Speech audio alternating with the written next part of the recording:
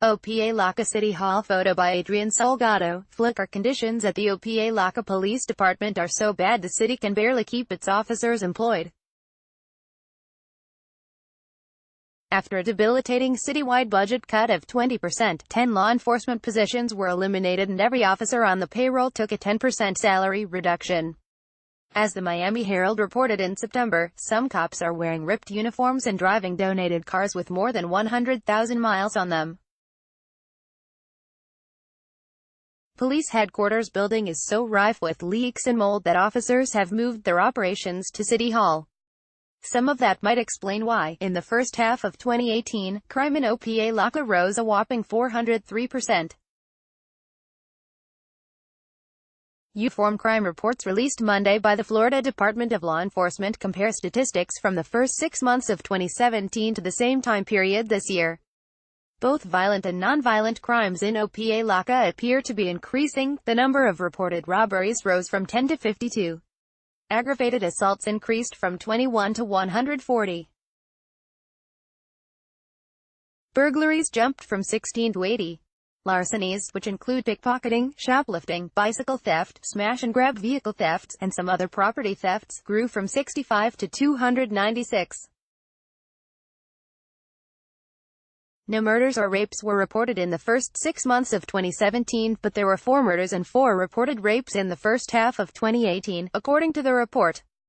Police Chief James Dobson did not respond to a request from New Times to discuss the data. While crime appears to have risen precipitously from 2017 to 2018, the statistics for the first half of 2018 actually aren't much different from the first half of 2016 or 2015. Andrew Axelrod, an attorney for the Miami-Dade Police Benevolent Association who has been negotiating the city's contract with officers, says this year's statistics could reflect that police have been more accurately reporting existing crime levels. The dip last year, to me, is kind of more questionable, he says. What has worsened over time is Opa-locka's clearance rate, which has dropped every year since 2014. Axelrod says he is troubled by the city's clearance rate of 8.2%, which means over 91% of crimes were not solved. The clearance rate is what strikes me as being extremely low for the crimes we're talking about, Axelrod says.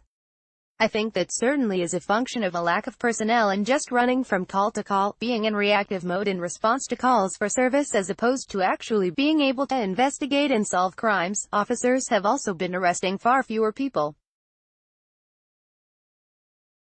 In the first half of 2015, Opa-locka police made 3,489 arrests. During the same time frame in 2016, officers arrested 2,048. But in the first half of 2017, there were only 154. For the first 6 months of this year, there were 840. The crime report for all of 2018 won't be available until the middle of next year, but news stories paint a grim picture of the city's progress. In October, a driver was shot and killed in a road rage incident, while earlier this month, a man was gunned down by his coworker at a car wash. And on Monday, a pregnant 33-year-old woman was fatally shot while sitting in a car with her 13-year-old daughter, who was also injured.